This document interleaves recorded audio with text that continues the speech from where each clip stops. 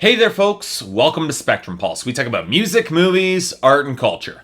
And today we're going to be talking about the new album from Sage Francis, titled Copper Gone. But first, let's talk about emo rap. It's a term that's used with a lot more denigration and scorn than it really does deserve, because it highlights the acceptance of the toxic posturing that can really exasperate me with mainstream hip-hop, and how honesty and authenticity are often less and less viable in comparison with the flash and the glamour. And to be honest, it's a lot easier to write rap about the traditional cash money hose topics than actually dig deep into yourself and expose vulnerability and feelings and really confessional subject matter. And almost paradoxically, I've got a lot more respect for rappers who are willing to do that and put themselves out there and expose those deeper emotions than instead just go for over-the-top personas that have nothing behind them. And the mainstream has had a very complicated relationship with this sort of material, especially in recent years. Now, many would point to Kanye West's excellent album 808s and Heartbreaks that strongly influenced acts that would go in this direction, like Drake or Childish Gambino. Or we can even go a little bit further back and point to Eminem's artistic suicide in the much maligned, much misunderstood album Encore. But to a lesser extent, these acts have retrofitted something from the underground that has been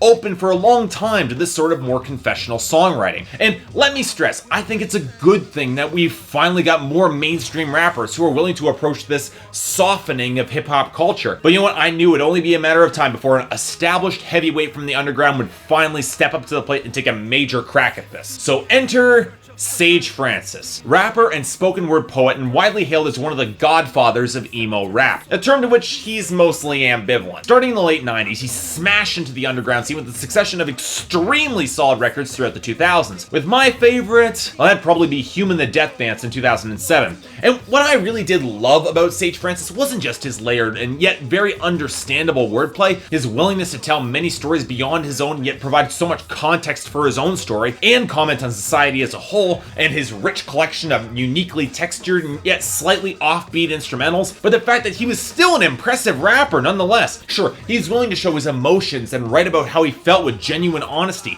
exposing his flaws and his failures, which always rang as genuine, but you could never mess with him as a rapper. He was still defiantly powerful with his flow and wordplay. He was an absolute beast behind the mic. But after the indie rock inspired album Life in 2010, Sage Francis announced that he was going on hiatus, possibly retiring. And after a mixtape release of last year, he's finally back with a full album titled Copper Gone. So, was it worth the wait? Well, yeah.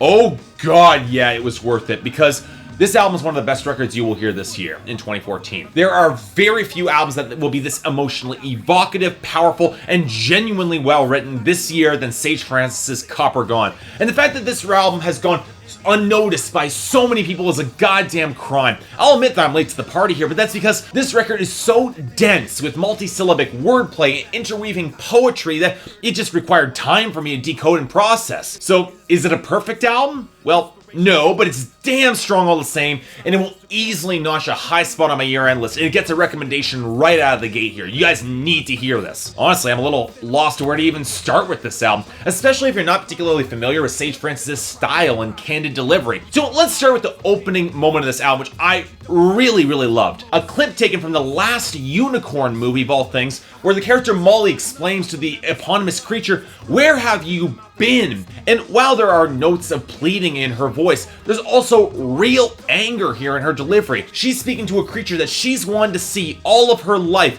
and yet is angry to see now so late, where she can't recreate that fantasy that she had as a young girl. And for a sample, it sets a tone for this album, as an MC of such rarity returns to the microphone to a world unfriendly towards him, who might have asked and demanded for his intelligence, is now angered that he's come too late, who greets him with that sort of desperate anger. And you know what? Man, Sage Francis can return those emotions in kind. If we're looking for themes throughout this album, and there are several, it really is just a snapshot of Sage Francis' feelings upon coming back to the rap game, and his absolute disgust at some of the elements of what they've become. Or to put it in his terms directly, forefathers of stability in this industry have ridiculously fallen off. He never names any rappers explicitly, even though you can tell there's one in particular who has attracted his ire for being, well, trauma porn addicts thinking that they're poets. Talking about rappers who have tried to play both the street hustler and sensitive guy, and have done it unconvincingly, and haven't brought that genuine honesty. Which takes us to the main theme of the album, which is honesty. Throughout so much of this album, Sage Francis is exposing hypocrisy after hypocrisy in vividly descriptive language, including his own hypocrisy. So it's hard not to feel waves of intense, incredible catharsis throughout this album as he calls out group after group who are so much deserving him. Grace hits both an ex-girlfriend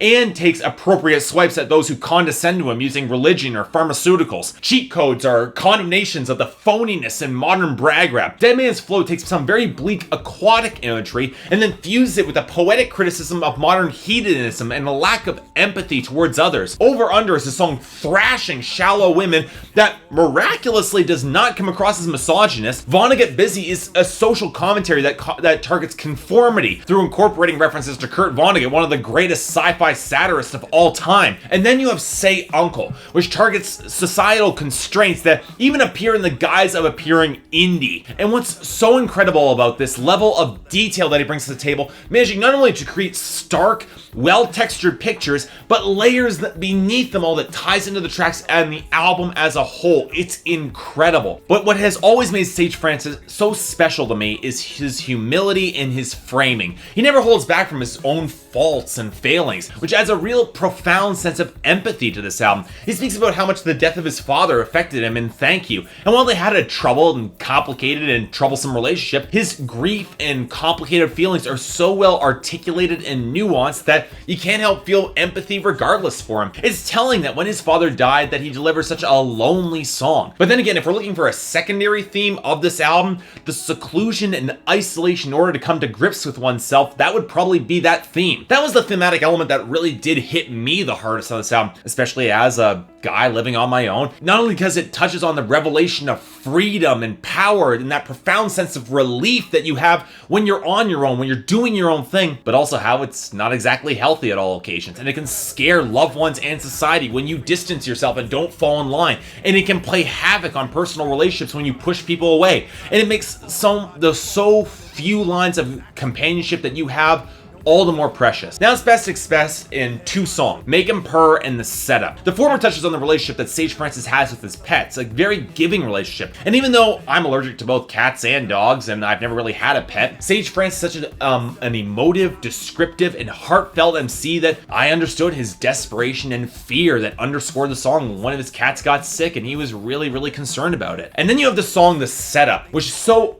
unflinchingly honest about how he deals with his fame that seems to give him profound discomfort. But you know what? That's a feeling of discomfort that we all have when we're given the choice between a family that loves but doesn't understand and might want to keep us confined in a certain environment that is ultimately unhealthy and yet provides that degree of comfort, and then that lonely road that might bring glory but also has so many sacrifices along the way. And yet, despite how incredibly strong the rapping is, the production is damn stellar as well. Sage Francis has always had a taste for melodic, varied production, and he gets some of his best here. The keyboard melody underscoring Grace, the ominous growling guitars of ID Thieves, the rich futuristic synths and heavy percussion of Cheat Codes in the place she feared most, the ragged strings of Over Under, the grimy keyboards of Make 'Em Purr that's so sad, the old school dusty percussion and guitars of Wanna Get Busy, the watery echoes of Once Upon a Blood Moon, and the gothic intensity of Say Uncle. All of them create this incredibly immersive picture without ever becoming overstated. And Sage Francis sounds great over this production. His tones are very clear, emotive, and yet genuinely engaging, simply beyond his wordplay. So you know what? With all this praise that I'm giving him,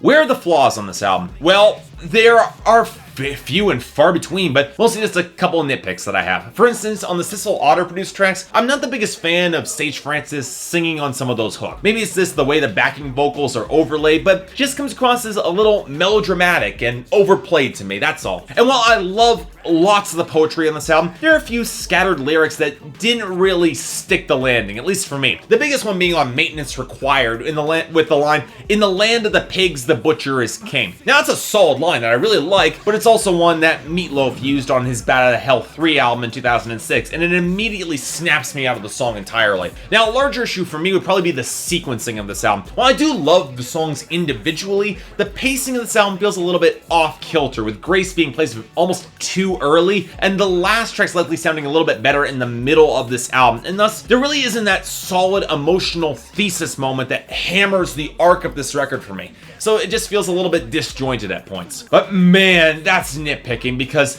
Copper Gone by Sage Francis is goddamn phenomenal for its poetry, its overall cohesion, and its emotional weight. Is it better than Human the Death Dance, my favorite Sage Francis record? Honestly, tough question because it's really close. But either way, it takes nothing from this album for being as powerful and yet relevant as it is. For me, 9 out of 10 easily and the highest of my recommendations. We don't get rap albums this honest and informed by genuine feeling this often enough. And the fact that Sage Francis is such a talented and creative wordsmith really does set it above. And if you're looking for a call to pursue your own path and think for yourself and walk that lonely road, Sage Francis really brings one of the most nuanced, intelligent, and heartfelt expressions that I've ever had the pleasure to hear. So all of you need to check this album out. So yeah, thanks a lot for watching. If you'd like to like and subscribe, I'd be more than grateful. If there's anything else I might be able to do to improve my presentation, I'd be more than happy to hear it. On July 12th, I'm going to be retrospectively reviewing an album from 2013. Either an album that I've already covered or a new album that you guys suggest. So put your suggestions in the comments, and the one that gets the most across the next couple of videos is going to be the one I choose. So if there's any other albums coming out this year as well, make sure to let me know in the comments whether or not you want me to give them a hit listen, because I'm all ears. Until then, I'm Mark, you're watching Spectrum Pulse, and I'll see you next time.